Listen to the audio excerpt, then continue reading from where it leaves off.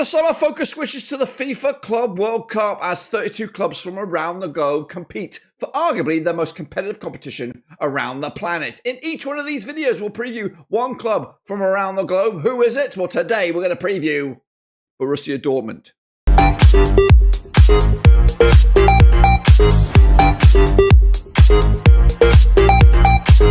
That's right, folks, back once again with another preview. Today, we're taking a look at one of the clubs that are taking part in this summer spectacular. It is, of course, FIFA's Club World Cup, and we'll get to that in a second. Of course, if you know where you've been, smash your subscribe button, your one-stop shop for FIFA's Club World Cup, World Football, and, of course, Blackburn Bloody Rovers. We've got it all here under one rooski. In today's video, we're going to do a deep dive into one of the clubs that are taking part in this summer's football spectacular. We'll showcase you that in just a second. What I want to say is a big shout-out to the members. You know who you are. And a big shout-out to the Patreons. You know who you are. But anyway, sit tight. Hold on, and let's get into it. Let's take a look at Borussia Dortmund. That's right, German heavyweights coming at you out of this competition there, of course, representing UEFA and, of course, the Bundesliga. Qualified as the third best ranked eligible team in the UEFA 4 ranking system there, of course, qualified back around about a year or so ago, 6th of March 2024. They've never been at this tournament before, so a chance for them to represent Germany and, of course, UEFA to see if they can go quite far in this competition. Well, let's take a look then at the roster of the yellow and black. That's right, they've got 4 decent goalkeepers on the books, including Swiss national team player. We've got Gregor Kobel alongside Marcel Lotka out of Poland, and a couple of Germans there to compete for the number 1 jersey. Into the defensive ranks, we've got the likes of Nico Schlotterbeck, German national there. We've got Jan Couto from Brazil, Filippo Mani as well at the back there, Julian Ryerson, Nicola Zule. Some good names, some strong names in what has been a bit of a dismal campaign for them over in the Bundesliga.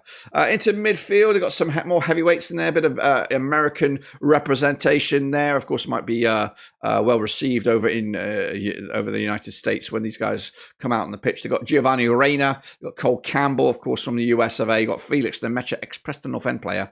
Adeyemi, of course, electric winger or a wide man there. Veterans, of course, Emir Khan, Marcel Sabitzer, and Julian Brandt, of course, definitely a part of it. A couple of Englishmen as well, Carney Chumkawanka and Jamie Gittens as well, amongst others. Up top, they got the likes of Julian Duranville out of Belgium, Maximilian Beyer out of Germany, but the focal point has been Studio Geriasasi, who's had a decent season, decent return from his switch from Stuttgart, but of course Dortmund's season has been pretty poor on an average basis there. Take a look at the players' rankings. Now, these are the top 10 best performers according to SofaScore throughout the season. And again, the main man, Studio Geriasasi, up there leads the charge. Waldemar Anton alongside him in silver medal, I would say, Pascal Gross, the ex-Brighton man in there. Englishman, Jamie Gittens makes up the top 4 with Schlotterbeck at the number 5 spot. This is an average starting 11 for Dortmund, and I don't know what game it was. Maybe you know what game this starting 11 was. Let me know down below. Captain was Gregor Kobel, the Swiss goalkeeper, valued around about cool 40 million euros. We've got at the back there, 3 centre-backs, Waldemar Anton, Nicola Sule, and Benabassani, of course, out of Algeria. Into the midfield ranks, we've got Nemencha and Pascal Gross. Moving forward, we've got Jan Couto, Daniel Svensson, and of course Kadam Adeyemi with Maximilian Beyer supporting, of course, Studio Geriasasi up top. So that's how they can perform, or that's how they can line up.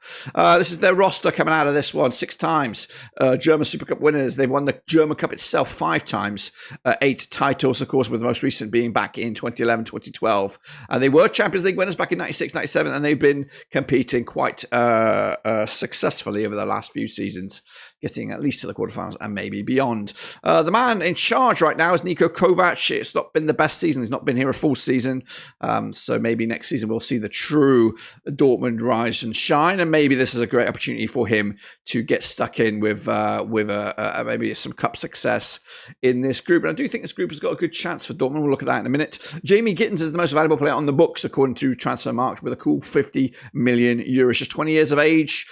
He could be featured in the English national team moving forward, and somebody to keep an eye out into 2026 and the World Cup. So this is, of course, some of the key stats and figures. The squad in total is valued around about 436 million euros, with an average player around about 15.59. The average age is 25.3, with 18 national team players, 9 youth national team players, and 14 foreigners across the books there. Of course, this is how their resume pans out. They'll kick it all off on June 17th against Fluminense. This is, of course, over in Group F. Then they take on South Africans, Malome Sundowns, on the 21st of June. And they wrap it up against Ulsan HD out of South Korea. That's right. It's a strong group for the other nations, or the other clubs, should we say. But Dortmund should be in the driving seat on this one. But let's not rule out that first game against Fluminense. If they get off to a bad start in that game, then that massive game against Ulsan HD could prove pivotal in just how well Dortmund